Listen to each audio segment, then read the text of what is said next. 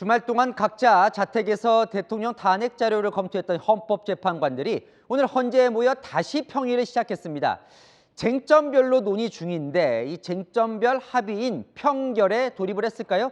그게 끝나야 선고일을 잡을 수 있습니다. 이기상 기자가 취재했습니다. 지난 주말 자택 등에서 윤석열 대통령 탄핵 재판 기록을 검토한 8인의 헌법재판관. 오늘 오후 헌법재판소에서 다시 평의를 열었습니다. 하지만 오늘 평의에서도 선고 날짜를 발표하지 않았습니다. 재판관 8명이 탄핵 사유 주요 쟁점별로 의견을 개진했지만 결론 확정까지는 도달하지 못한 걸로 보입니다. 윤 대통령 탄핵 심판에선 비상계엄 선포 요건 충족 여부, 포고령의 합법성 여부가 주요 쟁점입니다. 계엄군의 국회 의결 방해, 선관위 압수수색의 적법성 등도 판단 대상입니다. 탄핵 심판 내내 국회와 대통령 측 입장이 극명하게 갈렸던 내용입니다. 국회의원을 끌어내라는 지시를 하여 국회 의결을 방해하도록 지시한 바 없고 또 의원을 끌어내거나 출입하는 의원을 체포하여 국회에 계엄해주 요구하는 의결을 방해한 사실도 없습니다. 피청구인이 직접 나서서 계엄군의 국회 진입과 국회의 계엄 해제 결의 저지를 명령 지휘하였다는 증언과 진술이 잇따랐습니다. 이들 사유 중 하나만 파면에 이를 사유로 인정돼도 탄핵이 인용되기 때문에 결정에 신중을 기할 수밖에 없습니다. 대통령 탄핵 심판 선고일은 탄핵 사유별 재판부 입장이 확정된 뒤에야 나올 전망입니다. 이르면 오는 21일 선고 가능성이 높다는 관측이 우세하지만 평의 과정이 더 길어지면 선고일이 다음 주까지 미뤄질 가능성도 배제할 수 없습니다. 채널A 뉴스 이기상입니다. 자, 이번 주에 한덕수 총리 탄핵 심판 선고 결과는 나오면 대통령보다 먼저 나올지도 관심이죠. 일각에서는 한 총리 평의가 이미 끝났다는 관측도 있었지만 저희 취재 결과 아직도 진행 중인 것으로 파악됐습니다. 그러니까 대통령과 동시에 평의가 벌어지고 있는 거죠. 김지윤 기자의 단독 보도입니다. 한덕수 국무총리 탄핵 심판은 지난달 19일 단 한 차례로 변론을 마쳤습니다. 하지만 한 달 가까이 선고 날짜는 정해지지 않았습니다. 채널A 취재 결과 헌법재판관들은 한 총리 탄핵 심판 관련 평의를 진행 중인 걸로 전해졌습니다. 8인의 헌법재판관들은 평일 오후 2시 평의를 열고 있는데 윤 대통령 탄핵 심판 사건을 먼저 논의한 뒤 한 총리와 박성재 법무부 장관, 조지호 경찰청장 탄핵 심판 사건 등으로 수시로 토론을 벌이고 있다는 겁니다. 한 총리 탄핵 사유 5가지 중에 비상계엄 선포와 국무회의 심의 위법성 등은 대통령 탄핵 심판과 쟁점이 겹칩니다. 이 때문에 윤 대통령과 한 총리 사건을 병행 심리하고 있다는 분석입니다. 국회와 한 총리 측 대리인단에게도 아직까지 탄핵 심판 선고일이 통지되지 않았습니다. 제게 남은 꿈은 단 한 가지, 하루빨리 불합리한 혐의를 벗고 국민께 약속드린 마지막 소임을 다하는 것입니다. 헌재는 내일 오후 2시 박성재 법무부 장관 탄핵 심판 첫 변론을 엽니다. 이날 한 총리 측에 선고일을 통보해도 전례를 감안하면 일러도 오는 목요일이나 선고가 가능할 전망입니다. 금주에 한 총리 사건 선고가 이루어질 경우 윤 대통령 탄핵 심판 선고는 다음 주로 늦춰질 수 있습니다. 채널A 뉴스 김지윤입니다.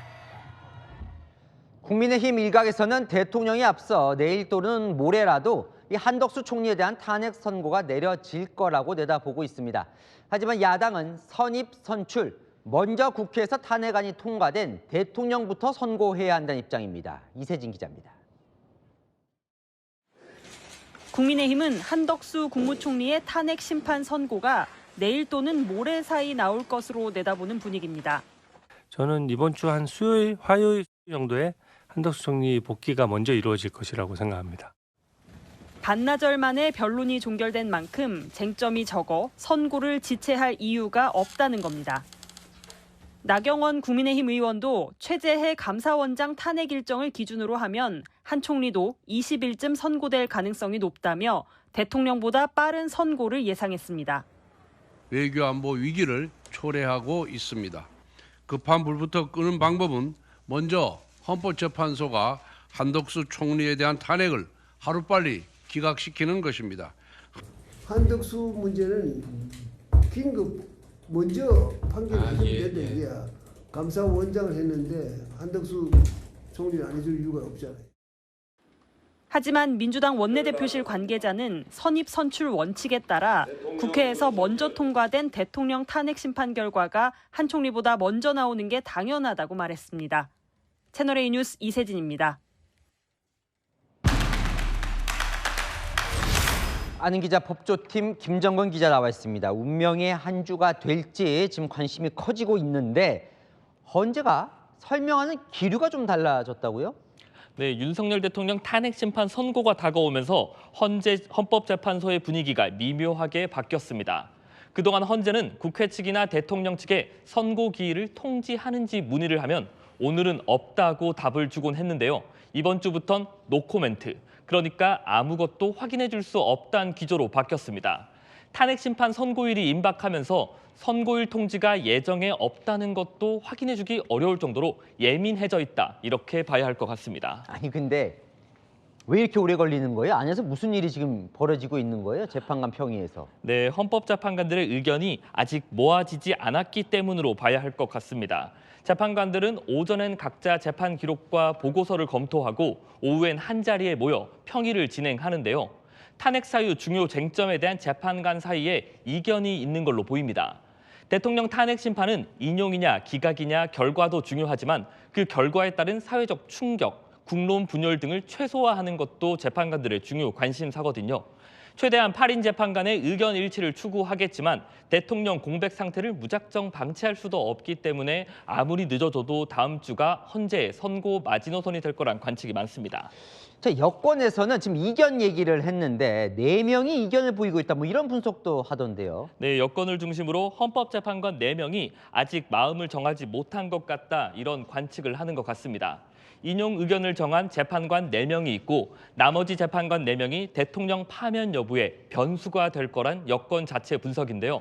만약 인용과 기각 의견이 첨예하게 갈리면 일종의 절충 아닌 각하로 의견이 모아질 수 있다는 희망 섞인 관측도 일부 여권 인사들은 내놓고 있습니다. 그 인용 의견을 정했다는 재판관 4명은 누구예요? 네, 여권에서 특정 재판관을 콕 집어서 말하진 않았는데요. 최근 헌재 재판 결과를 뜯어보면 짐작을 해볼 수는 있습니다. 앞서 보수 성향의 정형식, 김복형, 조한창 재판관이 이진숙 방송통신위원장 탄핵에 반대했었고요. 여기에 중도 보수 성향으로 분류되는 김영두 재판관도 이진숙 위원장 탄핵에 기각 의견을 냈습니다. 마은혁 헌재 후보자 임명 관련 권한쟁의 당시 국회 의결 절차에 문제를 제기하며 별도 의견을 냈던 재판관 3명도 여기 포함되다 보니 윤 대통령 탄핵 심판의 변수로 보는 것 같습니다. 그러니까 여권은 뭔가 이견이 벌어지고 있다. 근데 민주당은 또 다르게 분석을 하고 있다면서요? 네, 맞습니다. 반대로 민주당에서는요, 헌재 내부적으로는 8대0 전원 일치로 탄핵 인용 결론을 내렸다고 보고 있습니다. 일부 쟁점에서 재판관들의 의견 합치를 위해 시간이 다소 걸릴 뿐 대통령 파면이라는 결론엔 이미 뜻이 모아졌다고 자신하는 겁니다. 그래서 언제쯤 결론이 날 것 같습니까? 네, 앞서 이번 달이 마지노선이 될 것 같다, 이렇게 전해드렸는데요. 구체적으로는 오는 21일이나 28일일 가능성이 거론되고 있습니다. 공통점은 모두 금요일이란 건데요. 금요일 선고가 재판관 입장에선 다음 날 출근 부담이 없다는 현실적인 이유도 있고요. 탄핵 심판 결론에 따라 끌어오른 여론이 주말 동안 냉각기를 가질 수 있다는 점도 금요일 선고 가능성이 높은 이유로 꼽힙니다. 네, 잘 들었습니다. 아는 기자 김정근 기자였습니다.